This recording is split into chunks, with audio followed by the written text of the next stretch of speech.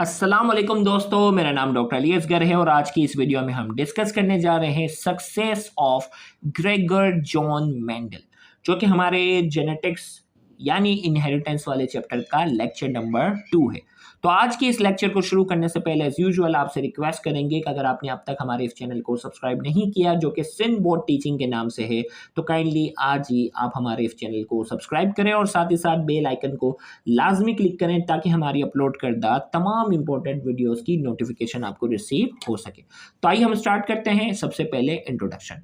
हम यहाँ ये डिस्कस करने जा रहे हैं ग्रेगर जॉन मेंडल जो है वो किस तरह क्यों कामयाब हुए, हम उसकी बात करेंगे।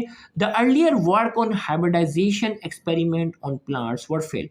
भाई, ग्रेगर जॉन मेंडल से पहले कई साइंटिस्ट ने जो है वो प्लांट्स के दरमियान क्या किया, हाइब्रिडाइजेशन के जो है वो एक्सपेरिमेंट करने की कोशिश की, लेकिन वो क्या रहे, नाकाम रहे। हाइब्रिडाइजेशन का मतलब है कि एक वैरायटी के प्लांट को दूसरे वैरायटी के प्लांट से क्या करवाई, रिप्रोडक्शन करवाने की कोशिश की, पोलिनेशन करवाने की कोशिश की, लेकिन वो कामयाब रहे। But Gregor John Mendel on Austrian monk succeeded to organize experiment and got logical result from them।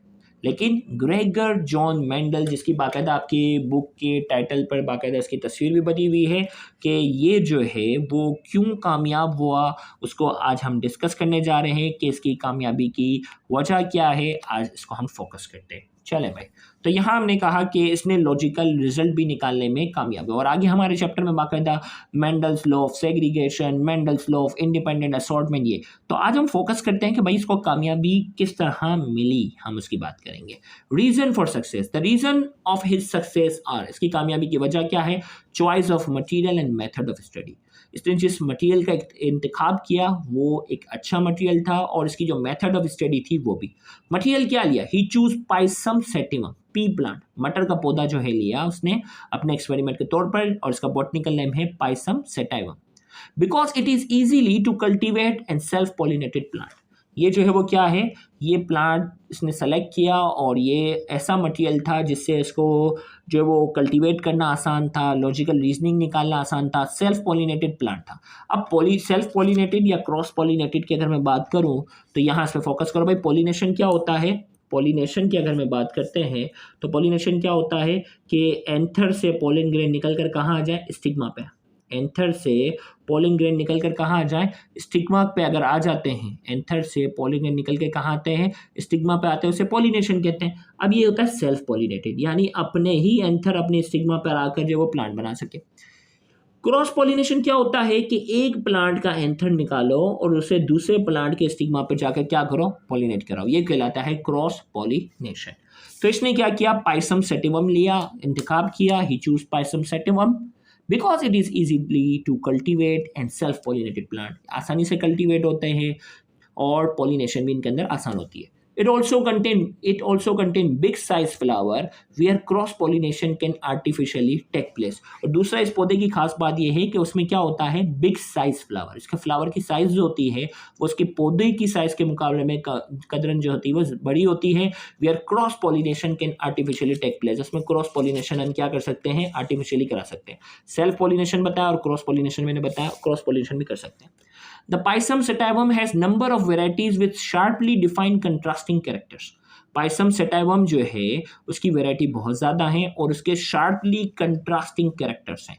अब कंट्रास्टिंग कैरेक्टर्स क्या हैं, थोड़ा सा मैं आपको पूरे बुक के चार्ट से समझाता हूँ कि ये है बुक का हमारा चार्ट। कंट्रास्टिंग कैरेक्टर्स जो है इसमें अगर आप देखो तो पाइसम सेटाइवम के अंदर जो है वो टॉल प्लांट है जो कि डोमिनेट कैरेक्टर है। इससे पहले वाले लेक्चर में मैंने डोमिनेट और रिसेसिव का कॉन्सेप्ट आपको क्लियर किया था। तो ये टॉल है, ये डोमिनेट वाला कैरेक्टर है, शॉर्ट वाला जो पौधा होता है वो रिसेसिव वाला। अब इसके अंदर जो है वो एक तो हाइट आ गया, दूसरा क्या गया, सीड शेप। राउंड वाला जो शेप है वो डोमिनेट है और रिंकल वाला जो शेप है वो क्या है, रिसेसिव है। सीड कलर, जो मटर के पौधे का जो सीड होता है उसकी बात करेंगे, येलो वाला जो है कलर वो डोमिनेट है और ग्रीन वाला क्या है, रिसेसिव है। सीड कोट, इसके ऊपर बाकायदा जो लेयर होती है, सीड कोट की बात हो रही है। सीड कोट का जो कलर है वो ग्रीन जो है वो डोमिनेट है और वाइट जो है वो क्या है, रिसेसिव है। और पोड शेप, पोड इसके ऊपर जो कवरिंग होती है ना उसकी बात करेंगे। इन्फ्लेटेड यानी फूला हुआ होता है ना, इसमें हवा भरी हुई होती है, वो डोमिनेट है, और रिसेसिव वाला क्या, कंस्ट्रिक्टेड, क्या है, कंस्ट्रिक्टेड, बिल्कुल चिपका हुआ होगा। आपने मटर भी अगर कभी किए हो ना, घर पे जो होता है वो अक्सर हमारी अम्मी जो इतने सारे मटर ले आती है, चलो भाई आओ मिल के हेल्प करो, तो हम अम्मी की जो हेल्प कर रहे होते हैं इसमें आप देखते होंगे दो इस तरह की जो चीज़ें आती है। कुछ मटर का जो पोर्ट शेप होता है वो इन्फ्लेटेड होता है, उसमें हवा भरी हुई होती है, और कुछ के अंदर क्या होती है, कंस्ट्रिक्टेड होता है। और इसी तरीके से पोर्ट शेप के साथ पोर्ट कलर जो होता है वो ग्रीन जो होता है वो डोमिनेट होता है, और येलो जो होता है वो रिसेसिव होता है। और अगर इसके फ्लावर की अगर पोजीशन की बात करते हैं, फ्लावर एक्सियल फ्लावर, और एक है टर्मिनल फ्लावर। टर्मिनल फ्लावर क्या होता है, इसके एंड पे निकलना। एक्सियल का मतलब इसकी ब्रांचेस से निकलना। इसकी ब्रांचेस से निकलने वाला जो फ्लावर होता है वो डोमिनेट होता है, और इसकी जो टर्मिनल, इसके बिल्कुल टिप पे निकलने वाला जो फ्लावर होता है वो क्या होता है, टर्मिनल होता है। तो कितने कैरेक्टर हो गए, 1 2 3 4 5 6 7, 7 कंट्रास्टिंग कैरेक्टर। ये बाकायदा एमसीक्यू भी आ चुका है कि भाई मेंडल ने जो पी प्लांट है, पी प्लांट के अंदर जो कंट्रास्टिंग कैरेक्टर की जो तादाद है वो कितनी है, 7 कंट्रास्टिंग कैरेक्टर है। तो ये बाकायदा आपने एमसीक्यू के तौर पर याद रखना है कि कौन सा कैरेक्टर डोमिनेट है और कौन सा जो है वो क्या है, रिसेसिव है। तो ये तो बाकायदा आपने इस चार्ट को समझ लो, जहन नशीन कर लो, क्योंकि ये आगे एमडी केट का सबसे मोस्ट फेवरेट सवाल इसी चार्ट से बनने जाएगा। तो यहाँ हम ये बात करने जा रहे हैं, it also contain big size flower where cross pollination can artificially take place, जहाँ क्रॉस पॉलिनेशन आसानी से हो सकती है। The pisum sativum has number of varieties with sharply defined contrasting character. Sharply defined contrasting character है ना, shape of seed coat, pod colour, pod shape, ये सारी चीजें थी ना।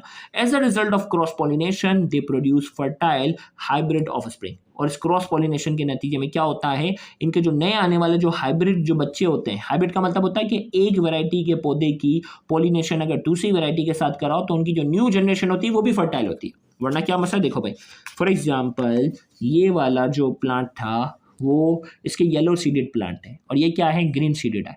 अब इन दोनों के मैंने क्या करवाई, इसकी क्रॉस पॉलिनेशन करवा ली ना। तो अक्सर औकात पौधों में क्या होता है कि क्रॉस पॉलिनेशन करा के नया बच्चा पैदा कर लेते हैं, लेकिन वो नया बच्चा क्या होता है, फर्टाइल नहीं होता, वो अपनी नई नस्ल खुद से पैदा नहीं कर पाता।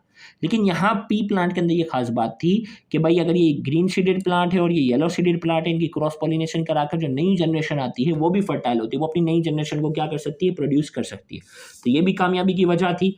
तो as a result of cross pollination they produce fertile hybrid offspring. He was not pure biologist, so he avoided the complexity which troubled the earlier worker. ये प्योर बायोलॉजिस्ट नहीं था, इससे पहले के जो वर्कर थे वो प्योर बायोलॉजिस्ट थे। ये क्या थे, बायोलॉजी के अलावा भी दूसरी फील्ड की नॉलेज थी, स्टैटिक्स की नॉलेज भी इसके पास बहुत अच्छी थी। तो लिहाजा जो पहले के जो वर्कर थे वो प्योर बायोलॉजिस्ट होने की वजह से उनको स्टैटिक्स वगैरह की प्रॉब्लम जो है वो काफ़ी आती थी। लिहाजा इसको जो है वो उस तरह की कोई कॉम्प्लेक्सिटी नहीं आई, इसने अपने रिजल्ट को भी बाकायदा समराइज करने में आसानी की।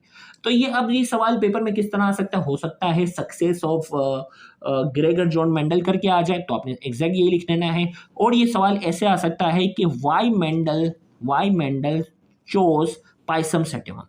तो यहाँ से शुरू करना होगा, he chose pisum sativum easily cultivate, यहाँ से लेकर यहाँ तक आ जाएगा। मेंडल ने पाइसम सेटिमम का इंतखाब क्यों किया, तो इसका आंसर यहाँ से लेकर यहाँ तक बन जाएगा। अब डोमिनेट एंड रिसेसिव जो मैंने अभी चार्ट से बताया, तो ये बाकायदा हमारे नोट्स में भी होना चाहिए। हाइट की dominate and recessive characters of P plant, dominate and recessive character of P plant है। हाइट की बात करेंगे तो टॉल डोमिनेट है, शॉर्ट रिसेसिव है। सीड शेप की बात करेंगे तो राउंड डोमिनेट है, रिंकल रिसेसिव है। सीड कलर जो है वो येलो डोमिनेट है और ग्रीन जो है वो रिसेसिव है। सीड कोट का जो कलर है वो ग्रीन डोमिनेट है और वाइट रिसेसिव है। पोर्ट शेप जो वो इन्फ्लेटेड जो हवा से फुल होता है डोमिनेट है, और कंस्ट्रिक्टेड जो कि बिल्कुल फ्लैट होता है वो रिसेसिव है। और पोर्ट कलर जो है वो ग्रीन डोमिनेट है, येलो रिसेसिव है। और फ्लावर पोजीशन एक्सियल डोमिनेट है और टर्मिनल क्या है, रिसेसिव है। तो ये पूरा आपको बहुत अच्छे से याद होना चाहिए एमसीक्यू पॉइंट ऑफ व्यू से। उम्मीद करते हैं आज के ये लेक्चर आपके लिए इन्फॉर्मेटिव होगा। Thank you very much. अल्लाह हाफ़िज़।